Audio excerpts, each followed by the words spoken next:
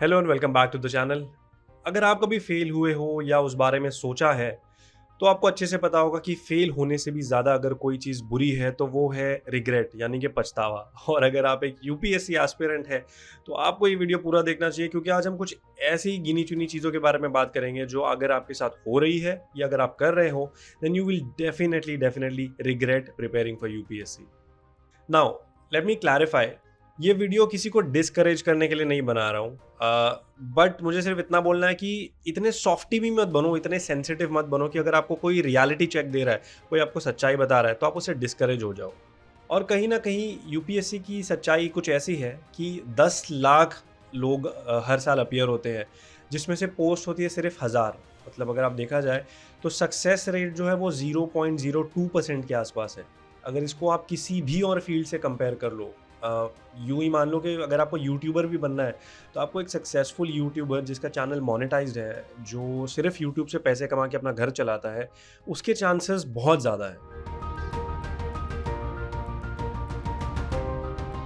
तो अगर आपने किसी कोचिंग क्लास का कोई सेमिनार सुन के ये डिसाइड कर लिया कि चलो 1 या 2 साल का खेल है, कर लेते हैं, तो इससे सिर्फ दो चीज़ें होंगी। सबसे पहला तो ये, या तो आप ऑब्वियसली 2 साल में क्लियर नहीं करोगे और वो 2 साल आपकी लाइफ की आप रिग्रेट करने वाले हो कि बर्बाद हो गए, या तो फिर अगर आप जिद में आ गए तो आप 4 5 6 साल लगा दोगे उसमें। अब इसमें या तो आप क्लियर हो जाओगे, और अगर नहीं हुआ तो ये पछतावा, ये रिग्रेट लाइफ लॉन्ग रहेगा, भले ही आप कुछ भी कर लो। अब अगर आप ये सोच रहे हो कि तो क्या हुआ, 4 5 साल इन्वेस्ट कर दिए, पढ़ाई नहीं तो की है, ये तो अच्छी बात है, तो लेट मी टेल यू ऐसा बिल्कुल नहीं है। क्योंकि अगर आप फेल हो जाते हो तो ये जो 4 5 साल आपने इन्वेस्ट किए हैं, आप इसको जस्टिफाई कर ही नहीं पाओगे, क्योंकि आपको इसके बाद कोई डिग्री हाथ में नहीं आती है, कोई डॉक्यूमेंट नहीं होता है। और जब कभी आप जॉब के लिए रीअप्लाई करोगे तो आप कैसे जस्टिफाई करोगे कि ये 4 5 साल आपने किया क्या है। और इसके बाद सबसे बड़ा रिग्रेट यूपीएससी आपको दे सकता है तो वो है फाइनेंशियल बर्डन, यानी कि पैसा। अगर आप एक एवरेज स्टूडेंट हो, अगेन, तो आप सबसे पहली चीज़ ये करोगे कि आप कोई इंस्टीट्यूट ज्वाइन करोगे, एंड इंस्टीट्यूट का कोई भी बेसिक सा फाउंडेशनल कोर्स भी अगर आप लेते हो तो वो 1 लाख 2 लाख रुपए के नीचे नहीं होता है। और ये 1 लाख 2 लाख रुपए तो सिर्फ शुरुआत है, क्योंकि इसके बाद आता है मटेरियल। जो स्टडी मटेरियल आप लोगे इसका कोई एस्टिमेट नहीं है, क्योंकि जैसे जैसे महीने गुजरेंगे वैसे वैसे आपका स्टडी मटेरियल बढ़ता ही जाएगा। फिर इसके बाद आता है लिविंग कॉस्ट। अब क्योंकि यूपीएससी का जो हब है वो किसी तरह दिल्ली बन गया है, आपको दिल्ली में जाके रहना पड़ेगा। अगर वहाँ पे आपको कमरा लेना है, खैर कमरा तो जाने दो, अगर आप शेयरिंग बेसिस पे कोई बेड भी लेते हो तो भी आपको कम से कम 10 से 15 हज़ार रुपये महीना वहाँ पे खर्च करने हैं। उसमें 5 हज़ार और खाने पीने का जोड़ दो, तो कुल मिला के 20 से 25 हज़ार रुपये जो है वो आपको हर महीने के स्पेंड करने हैं। इसके बाद अगर आपको कोई मॉक टेस्ट देना है, या फिर अगर आपको आंसर राइटिंग का जो टेस्ट होता है वो देना है, वो एनालाइज करवाना है, तो वो भी कम से कम 10 15 हज़ार रुपये का आता है। और ये जो कॉस्ट है ये हर साल का कॉस्ट है। मतलब मान लो अगर आपने 1 साल इतना सारा खर्चा करने के बाद में आप फेल हो जाते हो, अगले साल आपको ये सारे खर्चे रिपीट करने हैं। और अगर आप उन लोगों में से हो जिन्होंने अपना अच्छा खासा जॉब छोड़ के ये कर रहे हो, तो इसका दो ही मतलब हो सकता है, या तो आप अपनी सेविंग्स जला रहे हो या तो फिर आप अपने घर वालों के पैसे जला रहे हो। और और इतना ज़्यादा पैसा स्पेंड करने के बाद अगर आप इसको इन्वेस्टमेंट बोलते हो तो ये बिल्कुल ही गलत है, क्योंकि इस इन्वेस्टमेंट का, इस सो कॉल्ड इन्वेस्टमेंट का कोई रिटर्न आएगा भी, इसकी एब्सोल्युटली कोई गारंटी नहीं है।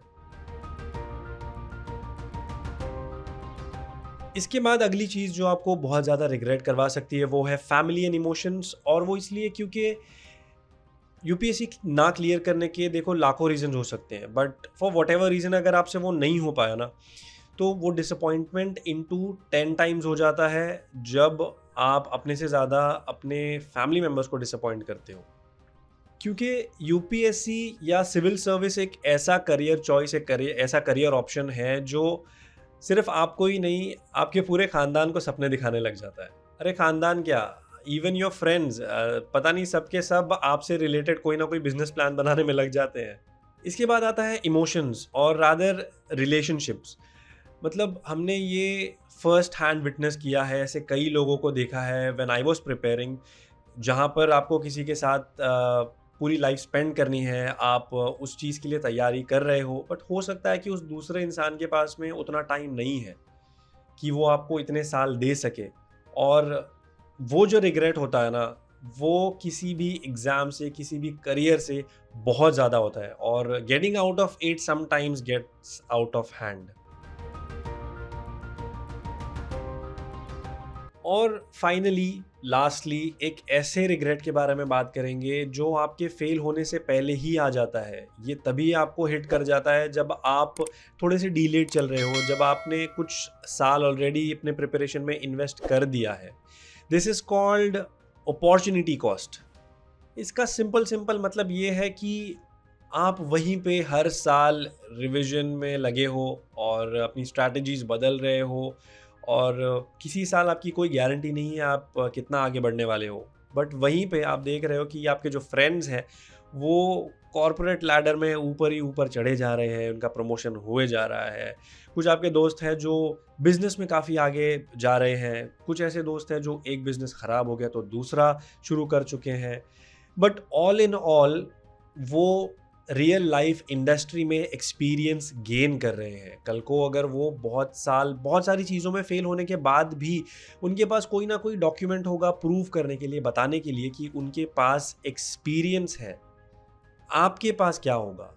अगर आप भले ही सिर्फ 2 साल लगा देते हो, उन 2 सालों में if you are not preparing for anything else, अगर आप कोई और मास्टर्स के लिए या कोई और डिग्री की पढ़ाई नहीं कर रहे हो यूपीएससी के साथ में, तो वो जो साल बर्बाद हुए हैं, आपके पास एक्सपीरियंस या कोई और चीज़ प्रूव करने के लिए कुछ भी नहीं होता है। नाउ आई नो कि there could be a million reasons, million regrets, सबके अपने अपने हो सकते हैं, but these are some that I felt are common. और ये कुछ है जो मुझ तक आए हैं after personal experience, and I really wanted to share it with you fellow aspirants out there. And as a failed aspirant मेरी आपसे ये रिक्वेस्ट और रादर ये सजेशन होगा कि ज़िद मत करो। जितना ज़्यादा ज़िद करोगे उतना ही ज़्यादा रिग्रेट करोगे, so please don't do that. अब रही बात इन सारे रिग्रेट से बाहर आने की या फिर इनको प्रिवेंट करने की, तो trust me there are a lot of videos, बहुत सारा कंटेंट ऑलरेडी चैनल पर लाइंड अप है, तो do subscribe for updates. And if you like this video, अगर ये वाला पसंद आया है, इसको लाइक ज़रूर करो, एंड अपने फेलो एस्पिरेंट्स के साथ में शेयर ज़रूर करना। Do comment your thoughts as well, and thank you so much for watching. See you in the next one.